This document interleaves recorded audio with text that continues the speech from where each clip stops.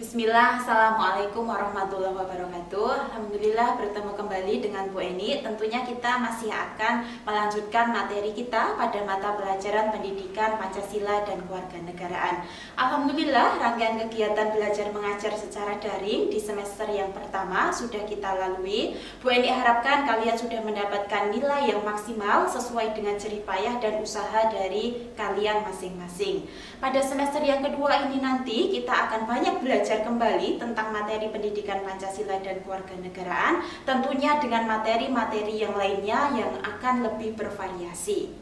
Untuk materi di kelas 10 pada semester kedua ini, nanti kita akan mempelajari tentang integrasi nasional. Kita akan belajar nanti faktor-faktor apa sajakah nanti yang membentuk integrasi nasional, kemudian nanti juga akan faktor penghambat, kemudian nanti juga ada hal-hal lainnya yang berkaitan dengan integrasi nasional.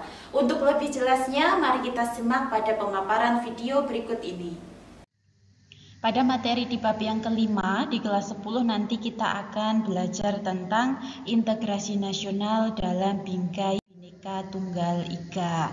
Untuk materi di dalam bab 5 ini nanti ada beberapa materi. Yang pertama adalah kebinekaan bangsa Indonesia, yang kedua adalah konsep integrasi nasional, yang ketiga adalah faktor pembentuk integrasi, dan yang keempat adalah tantangan di dalam menjaga keutuhan NKRI.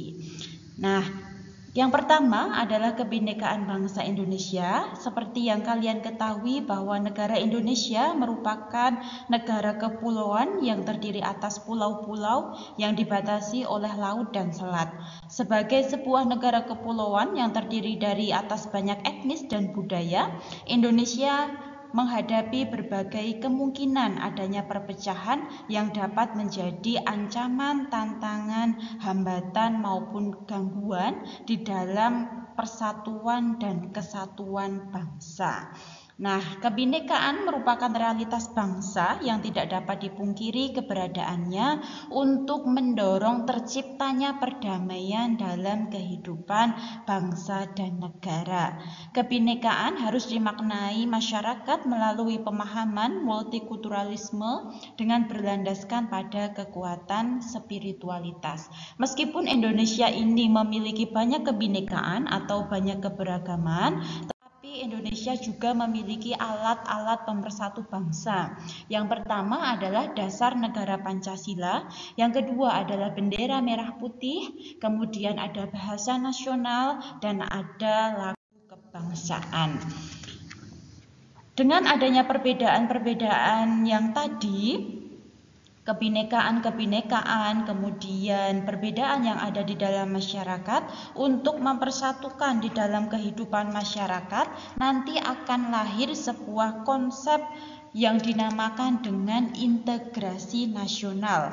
Integrasi nasional dibedakan menjadi dua. Yang pertama adalah integrasi nasional secara politis, merupakan penyatuan berbagai kelompok budaya dan sosial ke dalam kesatuan wilayah nasional yang membentuk suatu identitas nasional. Yang kedua adalah integrasi nasional secara antropologis, merupakan proses penyesuaian di antara unsur kebudayaan yang berbeda sehingga mencapai sebuah keserasian fungsi di dalam kehidupan bermasyarakat. Ada beberapa hal yang menjadi faktor-faktor yang bisa membentuk integrasi nasional.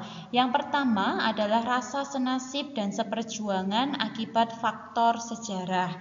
Yang kedua, adanya ancaman dari luar yang bisa membangkitkan semangat nasionalisme di dalam kehidupan masyarakat. Yang ketiga, adanya tekad dan keinginan untuk bersatu. Dan yang keempat adalah adanya semangat persatuan dan kesatuan. Selain faktor pembentuk integrasi nasional, ada juga beberapa faktor yang nantinya dapat menghambat integrasi nasional.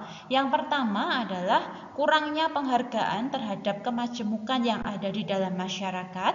Yang kedua, kurangnya toleransi antar golongan. Yang ketiga, kurangnya kesadaran dalam masyarakat terhadap ancaman dan gangguan.